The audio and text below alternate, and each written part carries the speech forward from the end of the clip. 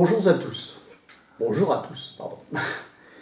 Chers amis de Philopop, j'ai pris donc la résolution de reprendre le commentaire des 3 derniers chapitres du Prince de Machiavel, les chapitres 24 à 26, étant donné les conditions dans lesquelles nous avions été placés en avril du fait du confinement.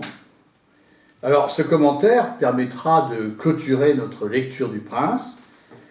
Et ici, je suivrai la traduction de Jean-Louis Fournel et de Jean-Pierre Zancarini dans la collection Presse universitaire de France, qui est certainement une des meilleures traductions.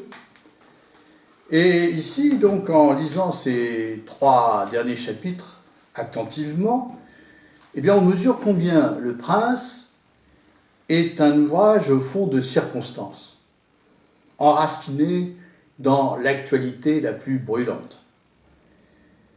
On a déjà pu se rendre compte que Machiavel ne rédige pas le Prince à la manière d'un philosophe qui réfléchirait de manière générale sur la chose politique. Il n'écrit pas comme Aristote. Machiavel est d'abord un homme d'État. C'est un homme d'État qui a été déchu de ses fonctions lorsque les Médicis ont repris le pouvoir, donc en 1513, à Florence, et ont mis fin à la République. En 1512, je pense plutôt. Sa préoccupation essentielle est le sort de Florence, et au-delà de Florence, celui de toute l'Italie, qui se trouve donc en 1513 la proie de ceux qu'il appelle les barbares, c'est-à-dire de ces grandes puissances que sont notamment les monarchies françaises et espagnoles. Celles-ci ont envahi l'Italie et imposent leur domination, à la faveur d'ailleurs des divisions qui opposent les cités italiennes. Alors le grand malheur d'Italie, qui est de loin à cette époque le pays le plus riche et le plus développé d'Europe, c'est, comme on l'a vu, sa faiblesse politique. L'Italie est divisée en une vingtaine d'États, dont les plus importants ne cessent de s'opposer et font ainsi le jeu des grandes puissances. Et parmi ces États, il y a, je le rappelle, les républiques de Venise et de Florence, le duché de Milan, les États pontificaux dont le siège est à Rome, et le royaume de Naples. Alors cette faiblesse politique est aggravée en outre, comme on l'a vu également, par la faiblesse militaire de ces États qui ont pris l'habitude de s'en remettre exclusivement à des armées de mercenaires. Armées de mercenaires qui sont à la fois extrêmement coûteuses et peu efficaces. Donc c'est à l'actualité italienne que revient Machiavel au chapitre 24, cette actualité qui ne cesse de le tourmenter. C'est elle qui constitue l'essentiel de ses préoccupations. Et, comme on le verra, dans le dernier chapitre, le chapitre 26, eh bien, son ouvrage se terminera par une exhortation adressée au prince Laurent de Médicis à prendre l'Italie et à la libérer des barbares. Donc, ce que souhaite plus que tout Machiavel, c'est l'unification de l'Italie, sous la houlette d'un grand chef d'État, d'un grand prince, capable de réaliser son unité, capable de chasser les barbares hors des frontières.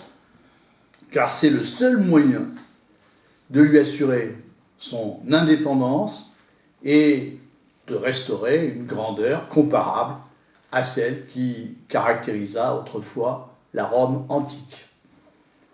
Mais avant de commencer notre lecture, voyons comment s'enchaînent les 3 derniers chapitres du Prince. D'abord, Machiavel s'interroge sur les raisons pour lesquelles les princes d'Italie ont perdu leurs États. Chapitre 25. Son diagnostic est ici très sévère. Les princes italiens ont échoué essentiellement en raison de leur lâcheté, en raison de leur inertie. Mais au lieu de voir les choses en face, ils préfèrent accuser la fortune, accuser le sort. Ils préfèrent se plaindre. Ils ne veulent pas assumer en fait leurs responsabilités. Ça, c'est le chapitre 24. Le chapitre 25 s'ouvre sur une objection. Qui sait après tout si les princes italiens n'ont pas raison? N'est-ce pas en effet la fortune qui s'est acharnée contre l'Italie et a entraîné tous ces malheurs? Donc le chapitre 25 doit examiner le rôle de la fortune dans le déroulement des événements. Quel est son statut? Est-elle une divinité toute-puissante à laquelle on ne peut pas s'opposer, contre laquelle on ne peut rien faire, qu'on ne peut que subir? Pour savoir s'il est possible à un prince de sauver l'Italie et de la libérer des barbares, il faut d'abord se demander, bien sûr, de manière générale, si l'homme dispose vraiment d'un pouvoir d'initiative dans l'histoire. Le chapitre 25 constitue ainsi un détour, le détour nécessaire d'une réflexion générale sur l'histoire et plus précisément sur les rapports existants entre la fortune et la liberté humaine. Enfin, troisième et dernière étape, le chapitre 26, après avoir compris que l'homme dispose d'un pouvoir d'initiative, avoir montré en quel sens, après avoir montré que ce pouvoir n'est pas illusoire, que l'action politique peut vraiment transformer les situations, eh bien on peut revenir au cas particulier d'Italie. Puisqu'on sait maintenant, comme l'aura montré le chapitre 25, qu'un prince peut agir efficacement, il ne s'agit plus maintenant d'analyser, il ne s'agit plus d'examiner, d'argumenter. Il s'agit d'exhorter le prince Laurent de Médicis, à qui Machiavel a dédicacé son ouvrage, à devenir ce prince qui libérera l'Italie des barbares. Ce sera l'objet du chapitre 26. Donc abordons maintenant le chapitre 24. Le titre de ce chapitre, c'est, je cite, « Pourquoi les princes d'Italie perdirent leurs États ». Alors au début de ce chapitre, Machiavel revient sur la distinction qu'il avait établie au début de l'ouvrage, plus exactement au chapitre 1 et 2, entre les princes héréditaires et les princes nouveaux. On se souvient que Machiavel distinguait les régimes politiques, ici particulièrement les principats, qui sont gouvernés par un seul homme, en fonction de leur mode d'acquisition. Le prince héréditaire est celui qui a reçu le pouvoir par la naissance. Ses ancêtres le possédaient déjà. Ce pouvoir lui a été transmis par filiation. C'est pourquoi on dit qu'il est héréditaire. À l'inverse, le prince nouveau est celui qui a dû conquérir le pouvoir, et on sait que c'est à l'examen de son action que Machiavel consacre l'essentiel de ses analyses dans Le Prince. Alors, comme le prince héréditaire a reçu son pouvoir et n'a pas eu à le conquérir, il n'a pas dû user de la violence. Donc il n'a pas de difficulté à exercer son pouvoir et à le maintenir. C'est du moins ce que Machiavel expliquait au chapitre 2, dont je résume ici brièvement l'argumentation. Pourquoi l'art de gouverner est-il simple dans le cas du prince héréditaire? Qu'est-ce que dit le chapitre 2? Eh bien, parce qu'il dispose de la force et de la durée de la tradition, qui est la source de son autorité, et assure la stabilité de son État. Ainsi, le prince héréditaire n'a que deux préceptes assez faciles à suivre. Le premier, il ne doit rien faire qui puisse heurter la tradition. Le deuxième, il doit, comme dit Machiavel, temporiser avec les événements, c'est-à-dire éviter de prendre des décisions précipitées, laisser le temps agir. Et au chapitre 2, Machiavel expliquait que s'il arrivait par malheur à un prince héréditaire d'être chassé de son pouvoir par une puissance étrangère ou par un usurpateur, il pouvait compter sur l'autorité de la coutume pour le reprendre dès le moindre revers subi par cette puissance étrangère ou cet usurpateur. Il pouvait espérer d'être appelé à reprendre le pouvoir par son peuple. Or, si on lit bien maintenant le début du chapitre 24, on voit que Machiavel remet en cause les arguments qui avaient été avancés au chapitre 2 pour montrer la solidité du pouvoir des princes héréditaires. Alors, n'en concluons pas qu'il se contredit. Comprenons plutôt qu'au chapitre 2, il exposait les arguments qui sont ordinairement avancés par l'opinion en faveur de la solidité, au fond, du pouvoir des princes héréditaires. On a déjà eu l'occasion de voir que tout au long de son œuvre, d'ailleurs, Machiavel n'hésite pas à revenir sur un certain nombre d'affirmations. Et pour bien saisir sa pensée, il faut la suivre dans son mouvement. Il faut éviter une lecture de survol. Il faut comprendre sa progression. Et d'ailleurs, on peut le dire de manière générale de toutes les grandes œuvres. On ne peut pas se contenter d'une lecture de survol. On ne peut pas se contenter de résumer les choses en disant Machiavel nous a dit que, Machiavel nous dit que, comme j'entends parfois certains commentateurs assez légers sur ce point-là. Alors que lit-on en ce début du chapitre 24 ? Je lis ce qu'écrit Machiavel. Les choses sudites, si elles sont observées prudemment, font paraître ancien un prince nouveau et le rendent aussitôt plus sûr et plus ferme dans son état que s'il y était de toute antiquité. En effet, un prince nouveau est beaucoup plus observé dans ses actions qu'un prince héréditaire, et quand elles sont reconnues pour vertueuses, elles touchent beaucoup plus les hommes et les obligent beaucoup plus que l'antiquité du sang. Fin de citation. Donc, ce qui fait l'autorité d'un prince, ce n'est pas, comme on l'avait dit au chapitre 2, son ancienneté, pour reprendre l'expression de Machiavel, l'antiquité du sang, son enracinement héréditaire. Ce qui fait vraiment l'autorité d'un prince, c'est l'ordre qu'il aura su imposer et par lequel il fera reconnaître ses actions comme des actions vertueuses, comme l'ont expliqué largement les chapitres 15 à 19 du Prince. Le problème, le vrai problème, ici donc, n'est pas de savoir si un prince est ancien ou nouveau. Cette distinction n'a pas grand intérêt s'il s'avère qu'un prince nouveau, est capable d'être reconnu comme vertueux par ses sujets, et donc d'être reconnu comme légitime. Pour y parvenir, ce prince doit tenir compte des règles qui ont été dégagées par Machiavel dans les précédents chapitres, notamment au chapitre 18, si on se souvient bien. Ces règles ne sont pas des règles morales, ce sont des règles d'efficacité que le prince doit observer s'il veut conserver son pouvoir, s'il veut maintenir son état. Et comme l'expliquait le fameux chapitre 18, un prince nouveau doit savoir à la fois, je cite, user de la bête et de l'homme, c'est-à-dire s'imposer à la fois par la force et par les lois.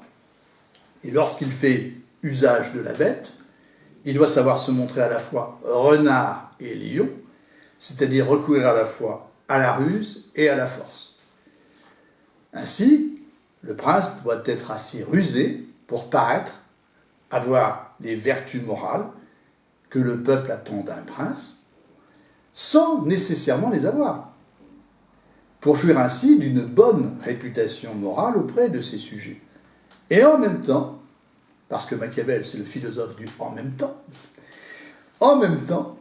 il doit être capable d'agir contre la morale et de ne pas, par exemple, respecter sa parole, de recourir à la violence si les circonstances l'exigent, si cela est nécessaire. Un prince qui tiendrait toujours parole en toutes circonstances serait, certes, moralement, un homme vertueux. mais il risquerait de commettre une faute politique. Car pour garder le pouvoir, il peut être nécessaire de ne pas tenir parole. Dans le chapitre 24, Machiavel ne critique pas seulement l'opinion selon laquelle le prince héréditaire jouirait d'une plus forte légitimité et d'un pouvoir plus stable que le prince nouveau, il renverse cette opinion. Il montre au contraire que le prince nouveau peut apparaître plus légitime que le prince héréditaire, et cela pour deux raisons. La première, parce qu'étant observé par les hommes dans ses actions bien plus qu'un prince héréditaire, pour peu que ses actions soient reconnues pour vertueuses, eh bien il gagnera un soutien et une reconnaissance bien plus solide que ceux que procure au prince héréditaire l'ancienneté d'une dynastie. Ça, c'est la première raison. Et la deuxième, je cite Machiavel, les hommes sont beaucoup plus saisis par les choses présentes que par les passées. C'est-à-dire qu'ils préfèrent les bienfaits du présent aux souvenirs du passé. Alors ce renversement de l'opinion reçue, en fait, conduit ainsi Machiavel à opposer, je cite, la gloire redoublée du prince nouveau, qui, après avoir fondé un État nouveau, après avoir obtenu la gloire, en fait, de fonder un État nouveau, parvient à le consolider, je cite, par de bonnes lois, de bonnes armes et de bons exemples. Donc il oppose la gloire redoublée donc, du prince nouveau à la honte redoublée du prince ancien, qui non seulement souffre de la honte de perdre son état alors qu'il est né prince, mais qui en outre souffre de celle de l'avoir perdu par son peu de prudence, comme l'écrit Machiavel. Je lis ici son texte. Et ainsi sa gloire, il veut ici parler de la gloire du prince nouveau, et ainsi sa gloire redoublera, car il a été l'origine d'un principat, il a fondé un principat, et l'a orné et renforcé par de bonnes lois, de bonnes armes et de bons exemples, de même que redoublera la honte de celui qui étant né prince, l'a perdu par son peu de prudence. Fin de citation, évidemment, ici, Machiavel parle du prince héréditaire qui perd son état. Or, c'est bien ce qui est arrivé aux divers princes d'Italie qui, à l'époque de Machiavel et des guerres d'Italie, ont perdu leurs états. Et Machiavel cite ici le cas du roi de Naples et du duc de Milan. Pourquoi ont-ils perdu leurs états ? Parce qu'ils ont manqué de prudence. Parce que, comme le dit Machiavel, ils n'ont pas renforcé leur état par de bonnes lois, de bonnes armes et de bons exemples.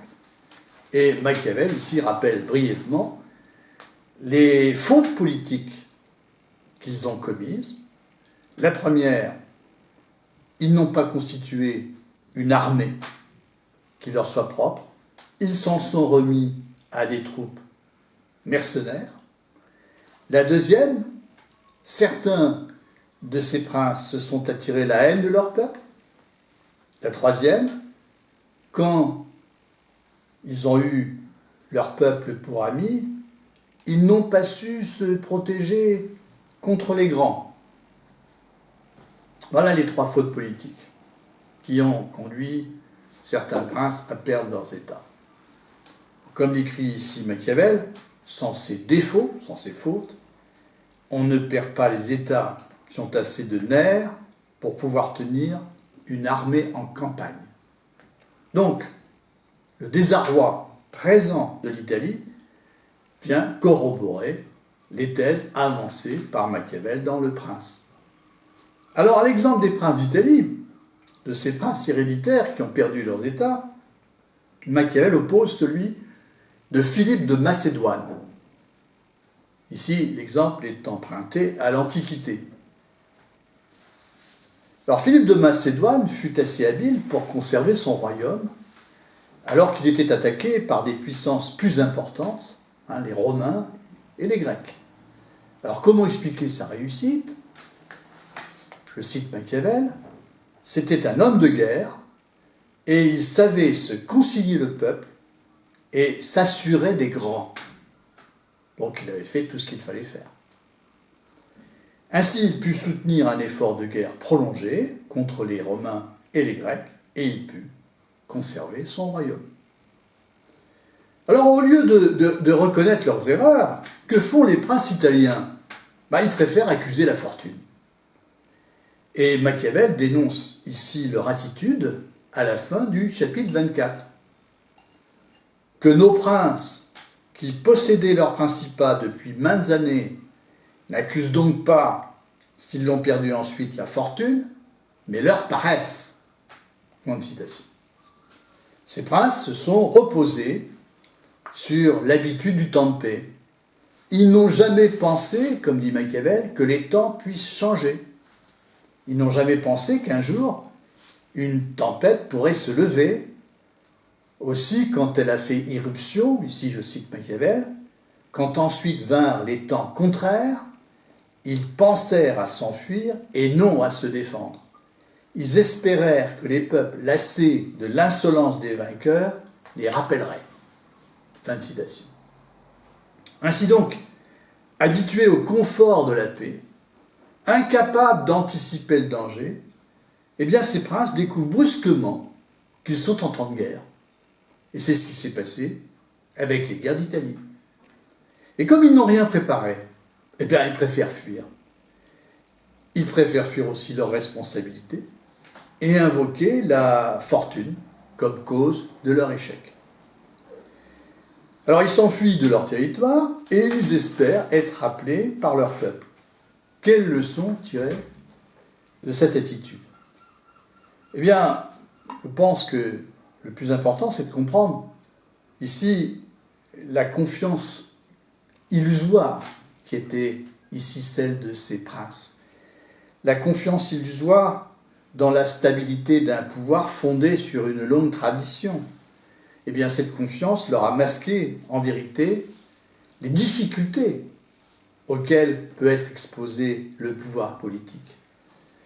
Ils ont oublié de cette façon que la politique est par essence exposée à l'incertitude et à la violence. Et en ne tenant pas compte de la tempête dans ce que Machiavel appelle la bonasse, cette espèce de temps calme, où on se laisse aller à ses habitudes de façon nonchalante. En ne tenant pas compte de la tempête dans la bonasse, en se laissant endormir par la torpeur du temps de paix, ils ne se préparent pas à la tempête. Ils perdent alors leur pouvoir dès que cette tempête surgit. Ils s'imaginent alors que leur peuple les rappellera un jour de leur exil, quand il sera lassé de l'insolence des vainqueurs. Or, rien n'est moins sûr, car comme le précise Machiavel, s'adressant ici aux princes, soit cela n'advient pas, soit si cela advient, tu n'es pas plus en sécurité, parce que cette défense a été vile et ne dépend pas de toi. Fin de citation. À supposer en effet que le prince chassé de son pouvoir soit un jour rappelé par son peuple, il paraîtra faible, dépendant. Son pouvoir sera considérablement fragilisé. Et comme Machiavel a déjà eu l'occasion de le dire, et comme il le redit ici, plus un prince dépend pour conserver son pouvoir d'une aide extérieure, plus il est vulnérable.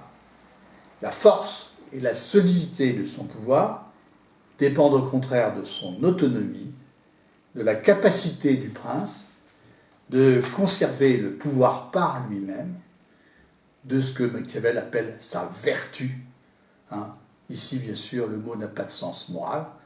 La vertu, c'est la force. C'est ce que l'on peut traduire de manière... c'est le mot italien de virtus, qu'on peut traduire de manière un peu approximative, ici, par le talent qui est celui du prince, son excellence, son génie propre. Voilà pour le chapitre 24. Alors, nous abordons maintenant le chapitre 25. Alors, celui-ci poursuit le développement du chapitre 24 puisque à peine Machiavel a-t-il commencé d'examiner le cas particulier de l'Italie, au chapitre 24, qu'il revient, dans le chapitre 25, à une question d'ordre général. Il s'agit en effet de lever une objection qui hypothèque lourdement l'action future d'un prince qui voudrait libérer l'Italie. Cette objection est la suivante. Et si c'était la fortune qui s'acharnait contre l'Italie? Ne faut-il pas en effet quelque chose comme une malédiction divine, comme un sort funeste, pour expliquer tant d'échecs et de souffrances? Je lis le début du chapitre 25. Je n'ignore pas que beaucoup ont été et sont d'opinion que les choses du monde sont gouvernées de telle façon, par la fortune et par Dieu, que les hommes, avec leur prudence, ne peuvent les corriger, ni d'ailleurs y trouver aucun remède. Et c'est pourquoi ils pourraient estimer qu'il n'y a pas à se donner du mal dans les choses, mais à se laisser gouverner par le sort. Fin de citation. À quoi bon, en effet, lutter si c'est la fortune qui, telle une divinité toute-puissante, commande aux événements? Les désastres qui s'abattent sur l'Italie en ce début du XVIe siècle, les invasions étrangères, l'asservissement des États italiens, toutes ces épreuves exigent, en tout cas, qu'on réfléchisse de manière générale sur l'histoire humaine, dans ce qu'elle a de plus universel. Pour s'assurer qu'un prince soit capable de libérer l'Italie et ne soit pas inéluctablement condamné à l'échec, il faut donc penser d'abord, dans sa généralité, le rapport entre la fortune et la liberté humaine. Alors que faut-il entendre par la fortune? Si on lit le début de ce chapitre, on voit que Dieu et la fortune sont associés. L'opinion qui règne en effet est, je cite, que les choses du monde sont gouvernées par la fortune et par Dieu. Ce rapprochement exprime en tout cas l'idée qu'il existe une sorte de divinité toute-puissante, qu'on peut appeler la fortune, qui serait à l'origine de toutes les choses qui se produisent dans le monde et rendrait vaine toute initiative humaine. La fortune équivaudrait en ce sens au destin. Les grands événements qui bouleversent l'humanité seraient l'œuvre de la fortune, ils se produiraient quoi que fassent les hommes. Je cite, la prudence. La prudence ici, c'est le sens ancien du terme, c'est la sagesse. La prudence des hommes ne pourrait ni les corriger, ni y trouver remède. Ainsi, ordinairement, c'est une opinion, on parle de la fortune comme d'une puissance supérieure contre laquelle on ne peut rien. Alors Machiavel reconnaît s'être parfois laissé aller lui-même à cette opinion, avoir cédé à ce qu'on peut appeler, au fond, une thèse fataliste. Mais il lui paraît possible de revenir sur cette thèse en faisant l'hypothèse du libre arbitre humain. Je cite Machiavel. En y pensant moi-même quelquefois, j'ai sur quelques points été enclin à partager leur opinion, c'est-à-dire cette opinion fataliste. Néanmoins, pour que notre libre arbitre ne soit pas éteint, j'estime qu'il peut être vrai que la fortune soit l'arbitre de la moitié de nos actions, mais qu'en même temps, elle nous en laisse gouverner l'autre moitié, ou à peu près. Si on examine ce passage, on voit que Machiavel ne réfute pas véritablement la thèse fataliste, il lui oppose seulement une conviction. La conviction qu'il existe bien un libre arbitre humain, et il ne peut faire mieux que de présenter cette conviction comme une hypothèse. J'estime qu'il peut être vrai que la fortune soit l'arbitre de la moitié de nos actions, mais qu'en même temps, elle nous en laisse gouverner l'autre moitié. Ainsi, tout en considérant que la fortune gouverne la moitié de nos actions, il affirme sous la forme donc d'une hypothèse que l'homme reste maître de l'autre moitié. Et selon cette hypothèse, l'existence de la fortune n'annule pas, par conséquent, la liberté humaine. Alors ici, pourquoi parler du libre arbitre? Non pas pour se livrer à des spéculations métaphysiques. Machiavel ne prétend pas être un philosophe, même si bien sûr sa réflexion nourrit la philosophie. Non pas donc pour se livrer à des spéculations métaphysiques, mais simplement parce que le libre arbitre est la condition sans laquelle il ne peut pas y avoir vraiment d'action humaine. Sans libre arbitre, la politique ne peut avoir aucun sens. Sans libre arbitre, les hommes ne seraient que des pantins, entièrement livrés à la fortune. Mais en quel sens notre libre arbitre peut-il gouverner, comme dit Machiavel, la moitié de nos actions? De quelle manière envisager cette moitié? Qu'est-ce que cela peut signifier?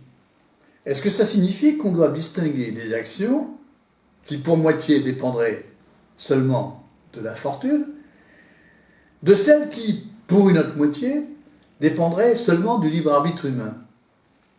Est-ce que Machiavel envisage ici deux sortes d'actions, les unes commandées par la fortune, les autres par le libre arbitre? Un tel partage paraît bien sûr absurde.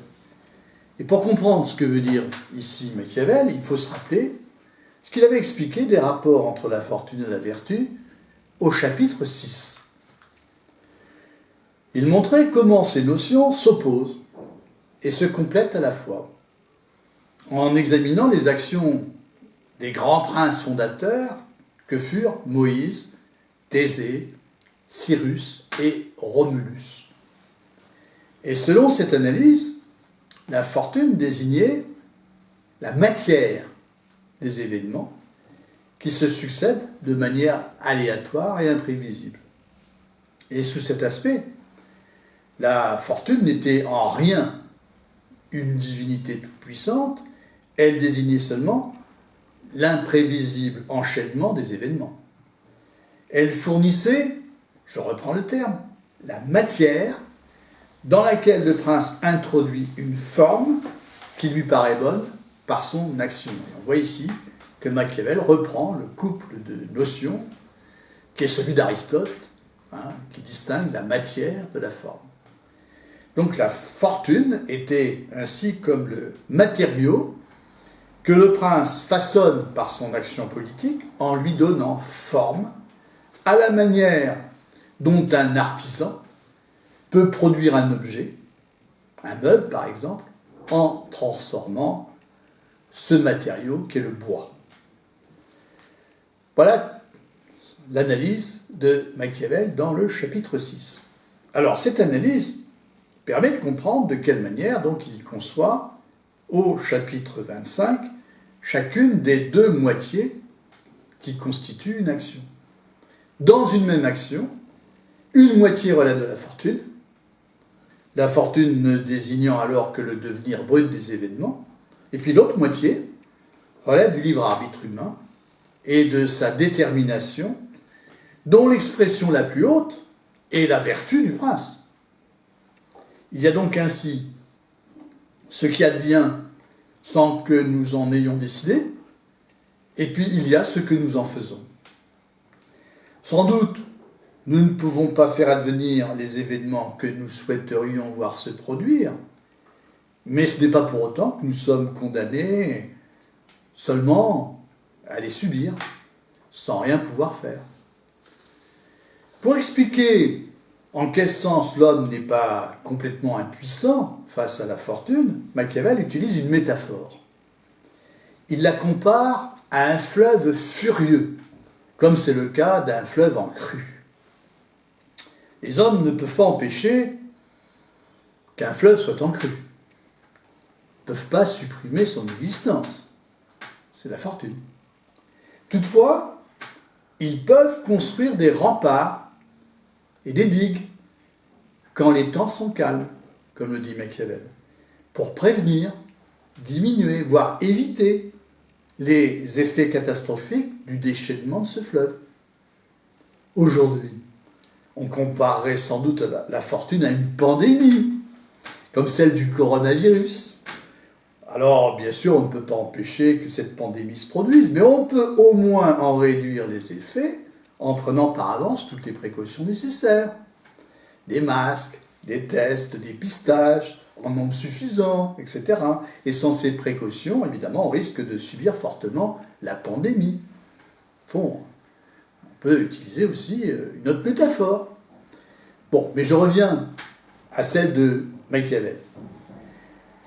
La comparaison que fait Machiavel entre la fortune et le fleuve en crue nous éloigne de l'image de la fortune qui est celle de l'opinion fataliste, qui est évoquée au début du chapitre.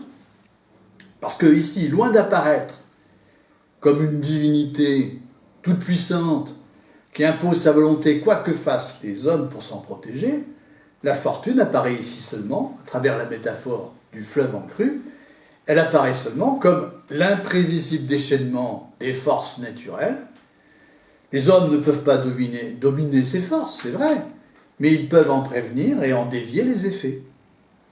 Ils peuvent construire des remparts et des digues pour régler le cours du fleuve et prévenir les dangers d'une crue excessive. Et ce n'est que parce que les hommes n'ont rien prévu, n'ont rien construit par avance pour éviter les effets dévastateurs du fleuve en crue, qu'ils s'avèrent vraiment dévastateurs. Et qu'ils n'ont plus alors d'autre choix que de s'enfuir quand la catastrophe survient. Comme l'écrit Machiavel, je cite, « Il en va semblablement de la fortune, qui montre sa puissance là où il n'est pas de vertu ordonnée pour lui résister, et elle tourne ses assauts là où elle sait qu'on n'a fait ni digue ni rempart pour la contenir. » Fin de citation. Alors, à première lecture, on pourrait croire que Machiavel se représente la fortune de manière anthropomorphique. C'est vrai qu'il la personnifie d'une certaine façon. Et elle tourne ses assauts là où elle sait qu'on n'a fait ni digue ni rempart pour la contenir. Donc on pourrait penser qu'il y a là une forme d'anthropomorphisme naïf de la part de Machiavel. Il n'en est rien, bien sûr, puisqu'il s'agit tout de même d'une métaphore. Quand il dit « elle sait », elle ne sait rien, bien sûr. Donc on ne peut pas, bien sûr, prendre ce propos au pied de la lettre, puisqu'il ne faut pas oublier son usage métaphorique. La fortune est comme un fleuve en crue, qui lui-même peut être décrit comme un fleuve en colère, un fleuve furieux. Et il n'y a bien sûr ici aucune intention, ni du fleuve d'ailleurs, ni de la fortune. Comme le fleuve en crue, la fortune n'est en réalité qu'un déchaînement aveugle de force qu'aucune volonté ne guide. Là, je tiens bien sûr à le préciser. Mieux encore, la fortune n'est jamais, au bout du compte, que le résultat de l'imprévoyance des hommes et de leur inertie, si on dit bien. Elle n'existe vraiment que du fait de leur passivité. Il est au pouvoir des hommes de songer à construire des remparts et des digues quand les temps sont calmes. Il n'y a aucune fatalité à ce que le fleuve en crue dévaste tout sur son passage et condamne les hommes ou à s'enfuir ou à périr. Il n'y a aucune fatalité à ce que se produise une catastrophe, à ce que la fortune produise un désastre. Donc, comme on le voit, toute l'argumentation de Machiavel consiste à réduire l'idée d'une fortune comme divinité toute puissante, qui est, au fond, la thèse de l'opinion fataliste. On peut dès lors appliquer ce qui vient d'être dit à la réalité contemporaine de l'Italie. Je cite Machiavel. « Et si vous considérez l'Italie, qui est le siège de ces variations, c'est-à-dire de ces changements, et celle qui leur a donné le branle, vous verrez que c'est une campagne sans digue et sans aucun rempart, car si elle était remparée de la vertu convenable, comme le sont l'Allemagne, l'Espagne et la France, ou bien cette inondation n'aurait pas provoqué les grandes variations qu'elle a provoquées, ou bien elle n'y serait pas venue. Fin de citation. Alors évidemment, ici, l'image de l'inondation figure la réalité de l'invasion de l'Italie par les troupes des puissances étrangères.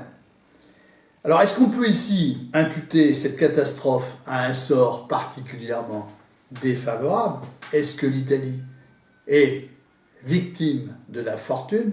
Aucunement. Aucunement.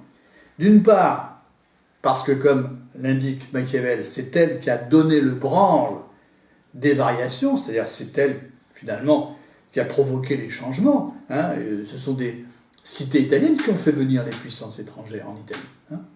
Et d'autre part, parce qu'elle ne s'est en rien prémunie contre leur assaut. Elle n'a construit aucune digue, aucun rempart qui puisse en protéger. C'est-à-dire, elle n'a absolument pas formé une armée, elle n'a rien fait. Elle n'a pas construit d'édifice pour éviter ici cette invasion. Alors, à l'exemple de l'incurie et de l'imprévoyance des princes italiens, on peut opposer celui des princes allemands, espagnols, français, qui ont fait ce qu'il fallait pour éviter que leur territoire soit envahi par des forces étrangères. Alors, à ce stade de l'analyse, mesurons bien le renversement opéré par Machiavel. Au début du chapitre 25, comme je le disais, la fortune était présentée comme une puissance mystérieuse qui échappe aux hommes et commande à leur destin. La métaphore du fleuve en crue, nous incite maintenant à comprendre, au contraire, qu'elle n'est rien de tel et qu'elle n'existe que du fait de l'inertie, de la passivité des hommes, dont ils sont totalement responsables. En réalité, plus ils agissent par eux-mêmes, plus leur savoir et leur technique s'étendent, plus ils se reposent sur leurs propres forces, et moins on parlera de fortune. Il faut ici citer à nouveau ce passage très important que j'ai lu tout à l'heure. Il en va semblablement de la fortune qui montre sa puissance là où il n'est pas de vertu ordonnée pour lui résister, et elle tourne ses assauts là où elle sait qu'on n'a fait ni digue ni rempart pour la contenir. Fin de citation. Donc en réalité, la puissance de la fortune n'est jamais que le corrélat de notre inactivité, de notre absence de résistance. Et son savoir, entre guillemets, n'est jamais que le corrélat de notre imprévoyance. Le déchaînement catastrophique de la fortune n'a lieu que lorsque les hommes n'ont préparé aucune résistance. Aussi, lorsque les hommes accusent la fortune des malheurs qui s'abattent sur eux, ils se dissimulent en fait sa véritable cause, qui est leur propre inactivité. Ce que montre Machiavel dans ce chapitre 25, il en a donné déjà une illustration par l'exemple de César Borgia, dans les chapitres 6 et 7. Je reviens sur cet exemple. César Borgia, qui est une figure très importante dans Le Prince. César Borgia, rappelons-nous, devait au départ son pouvoir à la fortune, c'est-à-dire au fond à des circonstances extérieures, qui par définition ne dépendaient pas de lui. Il avait acquis son pouvoir grâce à l'aide de son père, le pape Alexandre VI, et il fut aidé dans sa conquête de la Romagne par la puissance française, Louis XII, et puis quelques grandes familles romaines comme les Orsini et les Colonna. Tant qu'il fut ainsi dépendant, César Borgia était faible et exposé à l'échec. Il devint un grand prince quand il prit la résolution de se rendre indépendant des armes et de la volonté d'autrui, quand il décida de réduire ainsi la place de la fortune.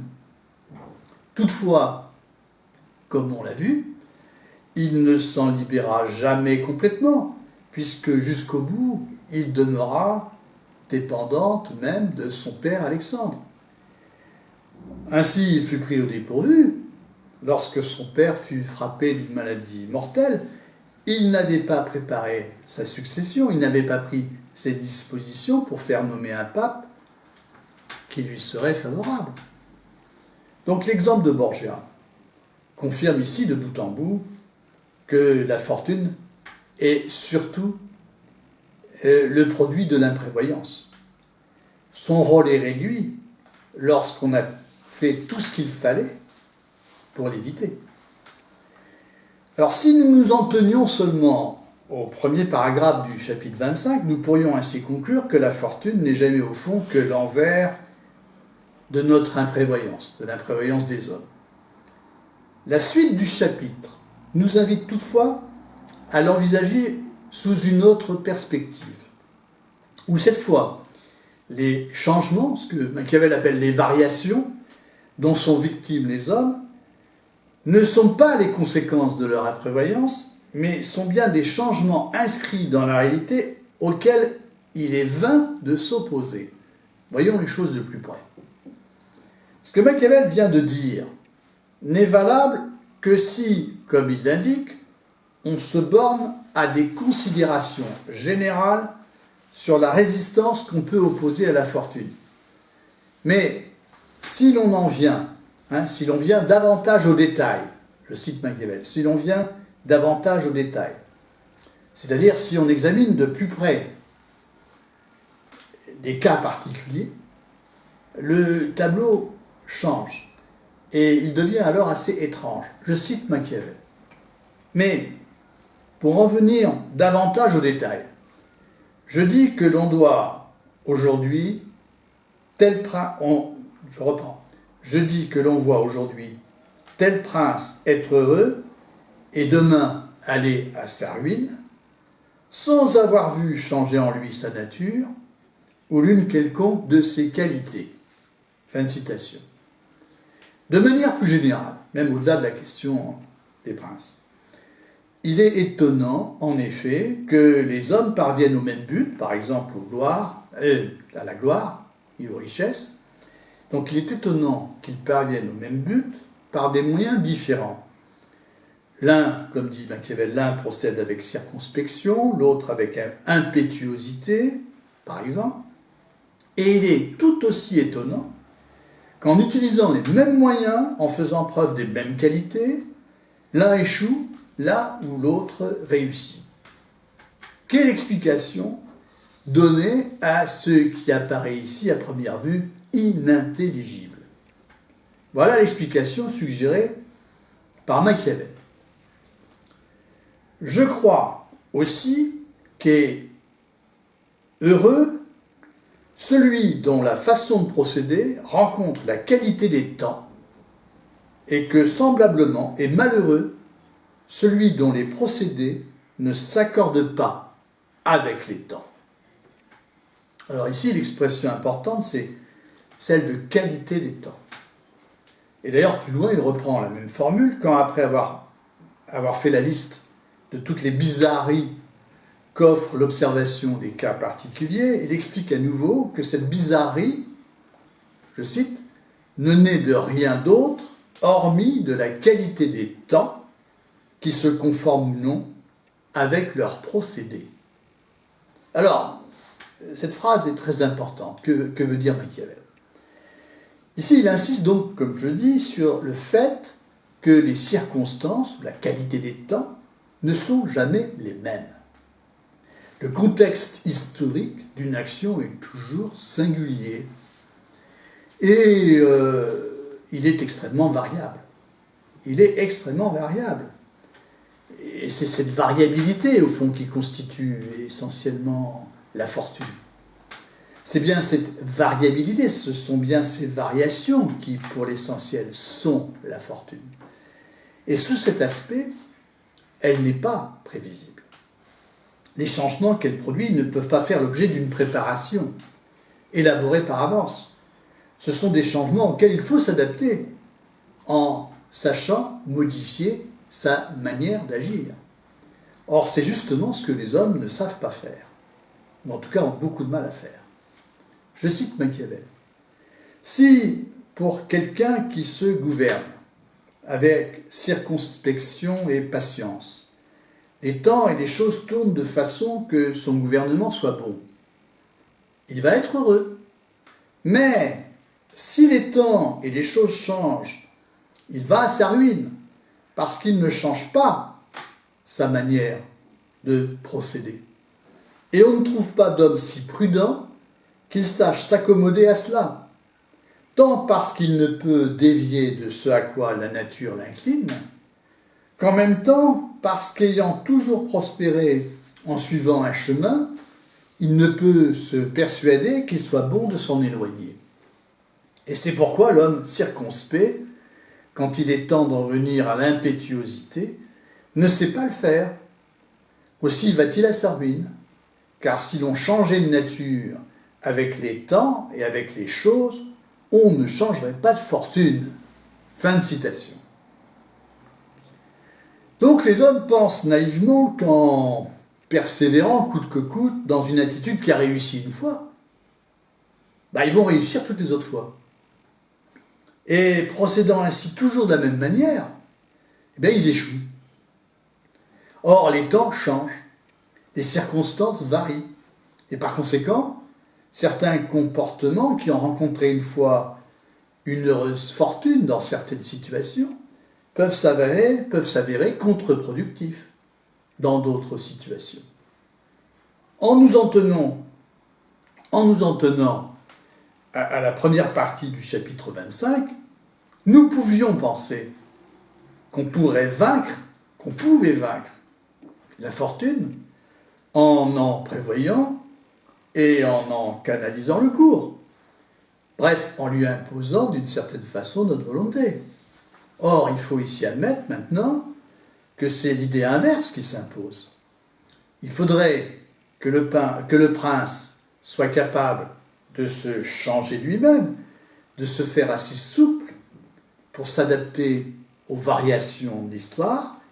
Il faudrait qu'il acquiert une mobilité, une flexibilité telle qu'il soit toujours en accord avec les événements du monde, avec ce que Machiavel appelle la qualité des temps.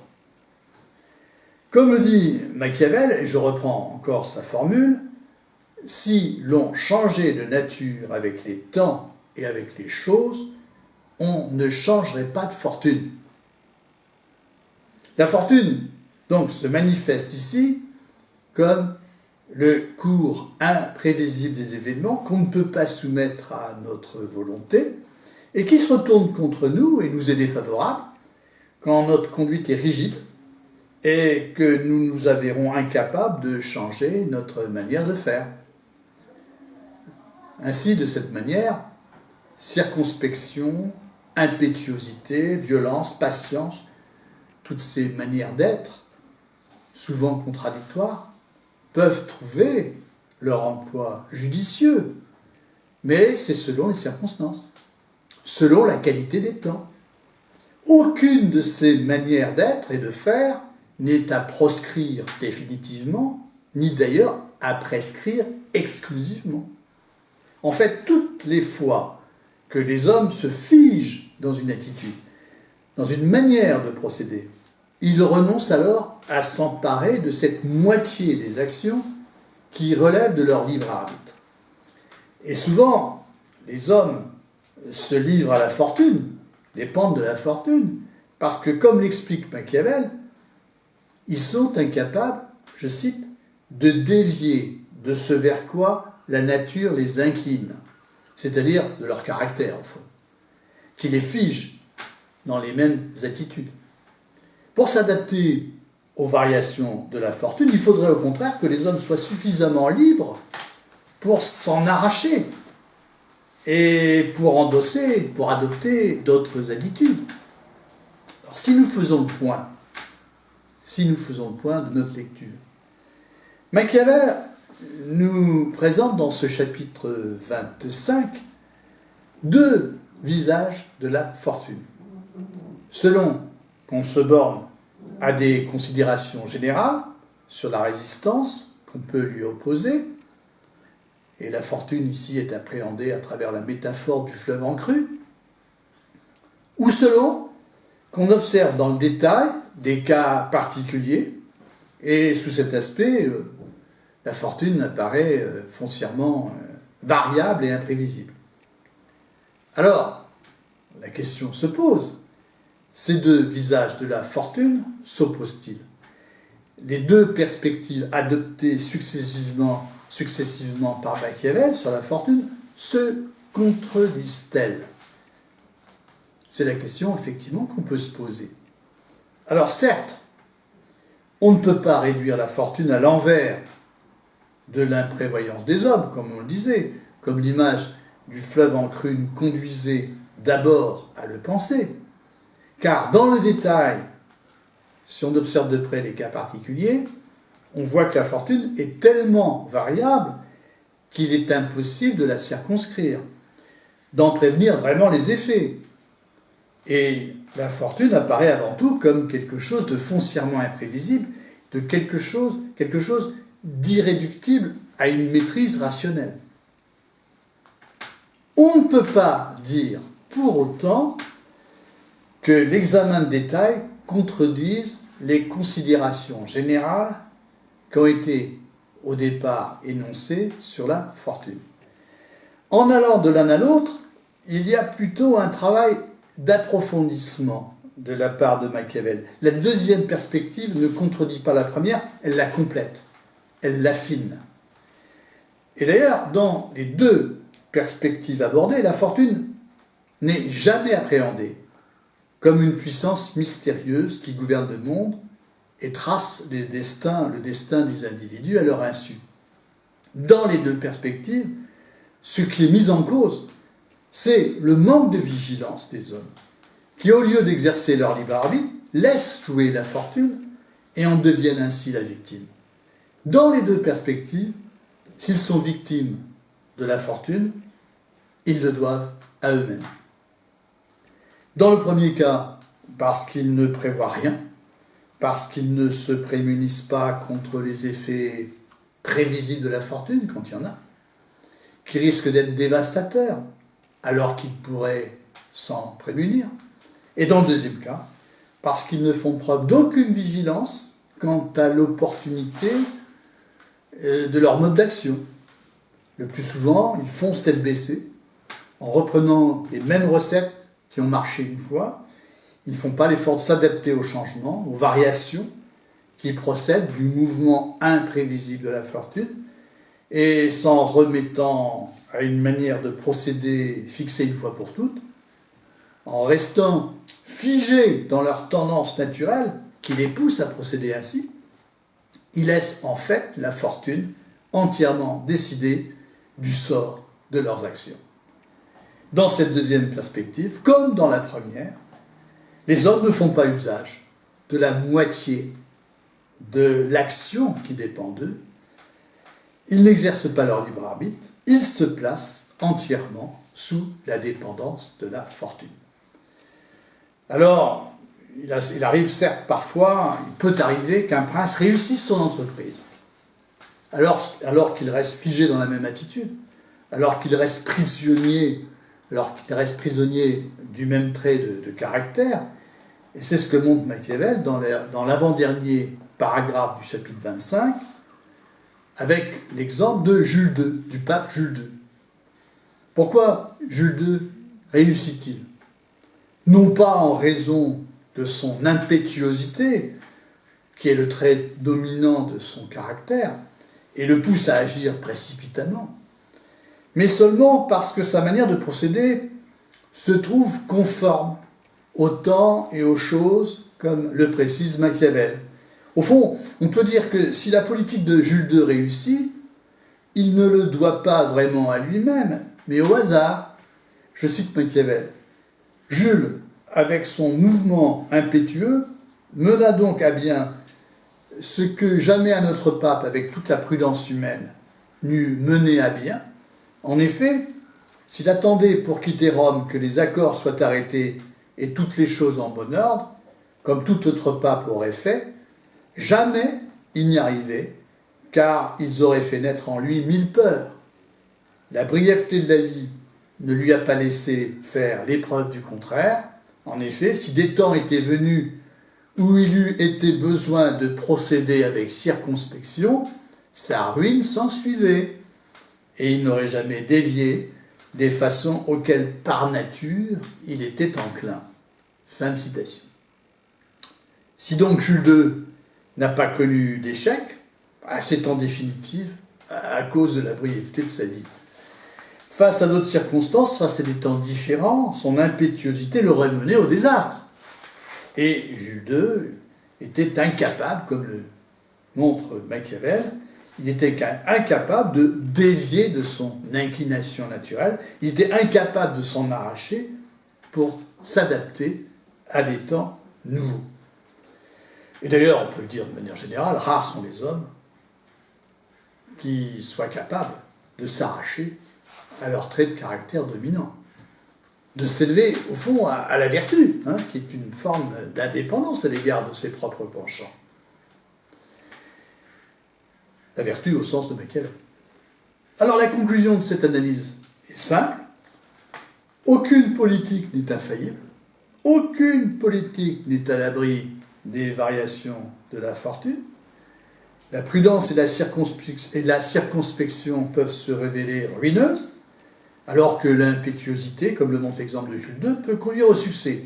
Donc le succès d'une action politique dépend, en définitive, d'un accord toujours précaire entre les traits de caractère d'un prince, sa manière d'agir, et puis le sort toujours incertain.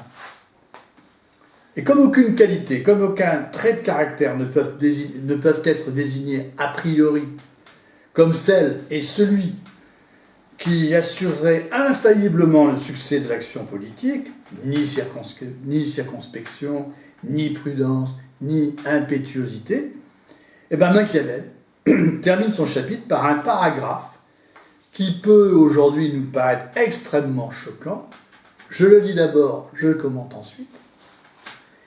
Moi, j'estime quand même qu'il vaut mieux être impétueux que circonspect, car la fortune est femme, et il est nécessaire, si l'on veut la culbuter, de la battre et de la frapper. Et l'on voit qu'elle se laisse vaincre par ces hommes-là, plutôt que par ceux qui procèdent avec froideur. Et c'est pourquoi, toujours comme c'est une femme, elle est l'amie des jeunes gens parce qu'ils sont moins circonspects, plus fougueux et mettent plus d'audace à la commander. Évidemment, nous jugeons de tels propos inacceptables. Est-ce qu'il faut brûler Machiavel pour autant? Je ne le pense pas. Alors, Machiavel recourt ici aux propos machistes les plus convenus, les plus grossiers. La fortune est comparée à une femme, et évidemment, gros cliché, les femmes préfèrent les hommes virils qui n'hésitent pas à les violenter. Alors, mesurons d'abord bien que ces propos, qui nous paraissent aujourd'hui choquants, ne le sont pas à son époque. Ils sont même assez banals. Ils sont assez banals. Mais sur le fond, venons-en au fond. Que veut montrer Machiavel? Il veut souligner qu'à défaut d'une connaissance de ce que les temps commandent, il vaut mieux se montrer, tant qu'à faire, impétueux plutôt que circonspect. Il vaut mieux agir avec la fortune comme un jeune homme impétueux qui fait preuve d'audace avec une femme. Il vaut mieux prendre des initiatives et provoquer l'occasion. Alors, évidemment, ce que dit Machiavel s'applique à la situation présente de l'Italie. En ces temps de guerre où l'Italie se trouve envahie par les troupes étrangères, il vaut mieux, selon lui, une réaction vive et violente, celle d'un chef de guerre déterminé à combattre, plutôt que la circonspection d'un prince qui préfère temporiser, comme c'est trop souvent le cas des princes italiens à son époque. C'est ce dont il se plaint surtout ici. Entre la temporisation, pour ne pas dire l'attentisme, et l'impétuosité, Machiavel donne ici sa préférence à la seconde. Nous sommes donc à la fin de notre ouvrage, Le Prince, et à la fin du chapitre 25, nous sommes revenus à l'actualité de l'Italie. Et maintenant que nous savons qu'un prince peut agir sans dépendre de la fortune, il faut trouver le prince qui délivrera l'Italie des barbares. Et au chapitre 26, donc le dernier chapitre, Machiavel exhorte Laurent de Médicis à prendre en charge cette tâche historique. Alors, ici, je serai plus bref sur ce chapitre. J'en dirai ce que je pense être l'essentiel. Ce chapitre est vraiment déconcertant.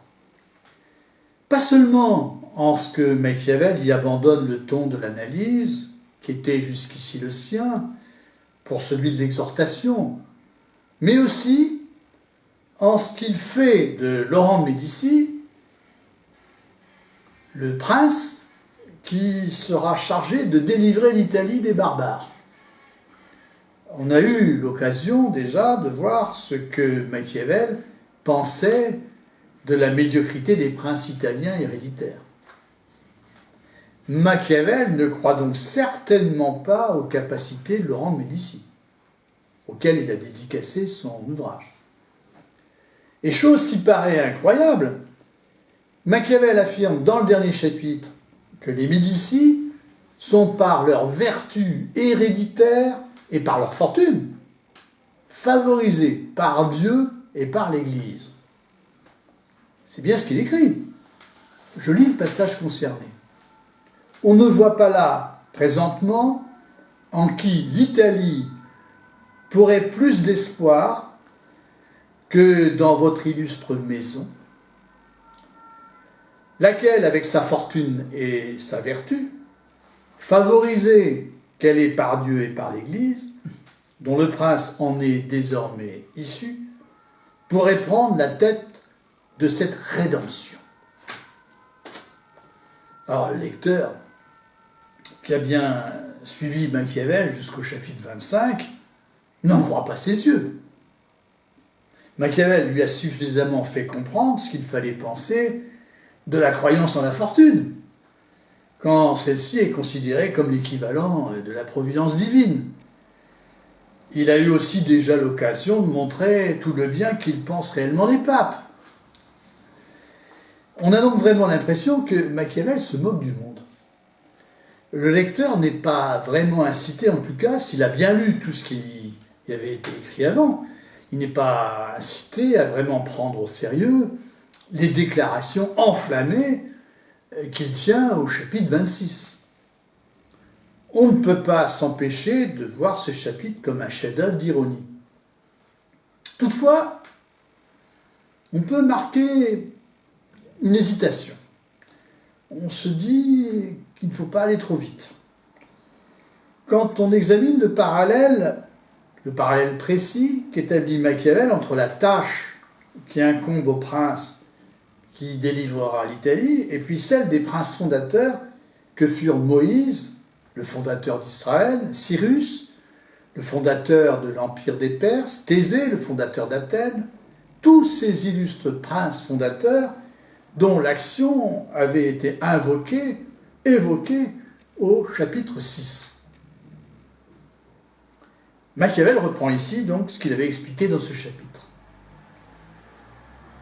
Et je rappelle qu'il a fallu à ses fondateurs la matière qui leur donna occasion, je cite une expression de Machiavel, la matière qui leur donna occasion de manifester leur vertu et d'y introduire une forme nouvelle, c'est-à-dire de bâtir un État qui permettent à leur peuple de jouir d'une existence indépendante et sûre.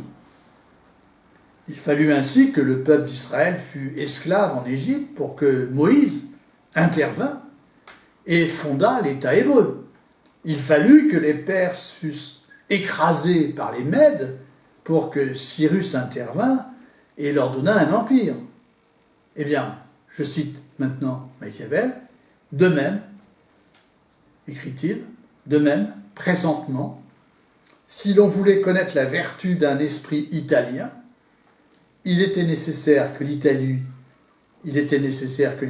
fût réduite dans les termes où elle est présentement, et qu'elle fût plus esclave que les Juifs, plus asservie que les Perses, plus dispersée que les Athéniens, sans chef, sans ordre, battue, dépouillée, lacérée, parcourue en tous sens, et qu'elle eût subi toutes les sortes de ruines. Fin de citation. Telle est donc présentement la situation de l'Italie. Telle est l'occasion, terme typiquement machiavélien, telle est l'occasion qui requiert aujourd'hui l'intervention d'un prince nouveau, d'un prince italien, la vertu d'un esprit italien, dit Machiavel, capable de prendre l'Italie et de la libérer des barbares. Ainsi est énoncée au début du chapitre 26 la tâche qui incombe à ce prince, par comparaison à ce que fut la tâche qu'accomplirent ces illustres devanciers qu'étaient Moïse, Cyrus et Thésée, chacun pour leur peuple. Alors Machiavel est ici très sérieux quand il décrit la situation tragique de l'Italie et formule la tâche qui incombe au prince qui devra la libérer. Toutefois, la comparaison avec Moïse, Cyrus et Thésée ne rend que plus sensible le silence de Machiavel sur les difficultés qui accompagnent la création d'institutions nouvelles, la fondation d'un État nouveau. Pour mesurer l'étrangeté du chapitre 26, là encore, il faut avoir en mémoire ce que montrait Machiavel au chapitre 6. Que montrait-il ?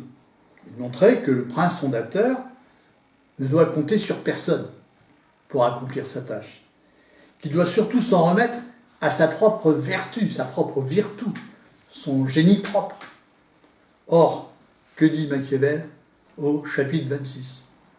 Il proclame qu'il ne sera pas difficile au prince qui voudra libérer l'Italie de réussir dans son entreprise, car il peut compter sur l'adhésion des peuples italiens. Je cite Machiavel. On voit l'Italie toute prête et disposée à suivre une bannière dès qu'il y aurait quelqu'un pour la prendre.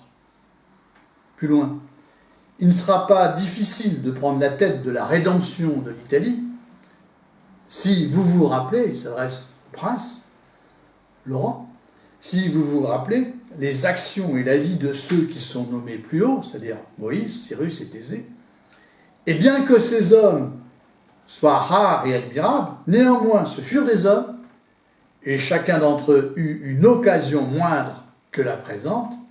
En effet, leur entreprise ne fut pas plus juste que celle-ci, ni plus facile, et Dieu ne fut pas davantage leur ami que le vôtre.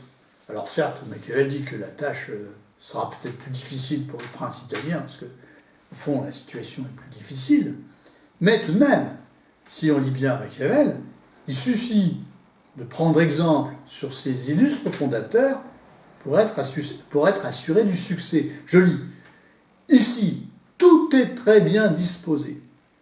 Et là où tout est bien disposé, il ne peut y avoir de grandes difficultés. Dès lors que cette maison choisira certains des ordres de ces hommes que j'ai proposés pour point de mire, c'est-à-dire pour modèle. Il suffit donc de prendre pour point de mire, pour modèle, Moïse, Cyrus et Thésée. Et au fond, si on imite leurs exemples, on est sûr de réussir. Et si encore une fois on lit la suite du texte, eh bien il va dans le même sens. Tout se passe désormais comme s'il suffisait au prince italien pour réussir son entreprise de former une armée qui lui soit propre, évidemment, il ne faut pas de mercenaires, et de se persuader que les Suisses, les Espagnols, les Français ne sont pas invincibles. Alors on notera enfin le ton emphatique de Machiavel dans ce chapitre. Il invoque 6 fois le nom de Dieu dans ce chapitre, alors que Dieu est absent dans tous les chapitres précédents. Il ne me semble pas, ou peut-être seulement une fois, que Machiavel ait prononcé le terme de Dieu, le nom de Dieu, dans les chapitres précédents. Ainsi, dans le chapitre 26, c'est Dieu qui étend sa protection sur les Médicis, c'est Dieu qui intervient aussi par des miracles, comme celui de la mer Rouge, célèbre épisode de l'Exode dans la Bible, grâce auquel les Hébreux peuvent échapper aux Égyptiens. Je cite Machiavel.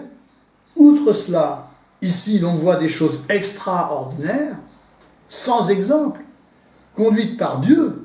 La mer s'est ouverte, une nuée vous a montré le chemin, la pierre a versé l'eau, ici la manne est tombée en pluie, toute chose a concouru pour votre grandeur, le reste, vous devez le faire, vous. Dieu ne veut pas faire toute chose pour ne pas nous ôter notre libre arbitre, ni une partie de cette gloire qui nous revient à nous. Alors évidemment, on en a vraiment l'impression que Machiavel en fait beaucoup. Il est en tout cas bien difficile de lire tous ces passages au premier degré. On ne peut pas s'empêcher d'y voir une certaine ironie. Lui qui se moquait des prophètes désarmés, qui s'imagine pouvoir se contenter de prières pour mobiliser les foules et exercer le pouvoir, le voilà qui se met à prêcher au chapitre 26 et à prophétiser comme un Savonarole, ce fameux homme d'État italien qui était au fond un moine, je crois, et qui pensait pouvoir effectivement exercer son pouvoir uniquement grâce à des prêches, et qui fut renversé, et dont la mort fut tragique, puisqu'il fut exécuté sur la place publique. Comment donc interpréter cet étrange chapitre ? Est-ce qu'on doit conclure qu'il n'est qu'un morceau d'ironie ? Cela paraît impossible, tant le projet de libérer l'Italie des barbares tient à cœur à Machiavel. Alors on est condamné ici à faire des hypothèses. Il y en a une qui me semble plausible. Si Machiavel passe ainsi brutalement du registre de l'analyse, qui était celui des chapitres précédents, à celui du lyrisme prophétique, est-ce que ce n'est pas pour rappeler les limites de l'analyse rationnelle ? Sans doute s'agit-il pour lui de rappeler que la politique, et la politique, c'est une affaire qui met en rapport le prince avec ses sujets. Est-ce que ce n'est pas pour rappeler que la politique est un domaine où précisément ne prime pas l'analyse rationnelle ? C'est un domaine qui s'exerce surtout dans l'imaginaire. Peut-être s'agit-il de rappeler ici que c'est sur le mode du mythe, dans le registre des images, qu'un prince qui voudra libérer l'Italie s'adressera à ces sujets pour les mobiliser. Alors que fait donc Machiavel dans ce dernier chapitre ? Peut-être, sans doute, prête-t-il sa voix au futur prince qui délivrera l'Italie en mimant l'éloquence qu'il devra mettre en œuvre pour s'adresser à ces sujets et agir sur leur passion, quitte évidemment à utiliser des images qui peuvent effectivement faire bondir. Peut-être Machiavel rappelle-t-il ici que la politique ne se fait pas sur la base d'analyse rationnelle, mais se déploie surtout dans le registre de l'imaginaire, qui est le seul à même de pouvoir assurer son efficacité. J'arrêterai ici notre lecture. J'indique que pour vraiment bien comprendre un grand texte, il faut ne pas hésiter à le relire plusieurs fois, il faut ne pas se contenter de quelques extraits, il faut essayer de voir sa progression d'ensemble. Et c'est malheureusement ce que l'on ne fait pas assez aujourd'hui. On ne peut pas apprécier la force et la grandeur de ce texte sans le lire dans son entièreté. Merci de votre attention.